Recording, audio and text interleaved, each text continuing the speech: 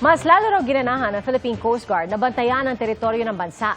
Sagot po yan ni PCG spokesperson for the West Philippine Sea, Jay Tariela, sa naging pahayag ni Senator Rodante Marcoleta na i-give up anya ang Kalayaan Island Group. Giit ni Tariela, hindi apektado ang moral ng PCG sa pahayag ng senador. Nauna nang nilinaw ni Marcoleta na hindi niya sinabing ipamigay ang Kalayaan Island Group. I'm not really sure whether Senator Marcoleta was able to visit Pag-asa Island. Ang dahilan kung bakit natin ito pinapanindigan, kung bakit natin ito dapat ipaglaban, hindi lamang dahil sa naaayon ito sa batas, but primarily because we know for a fact na may kababayan tayo dito. May mga kabataang Pilipino na nandito ngayon na naniniwirahan.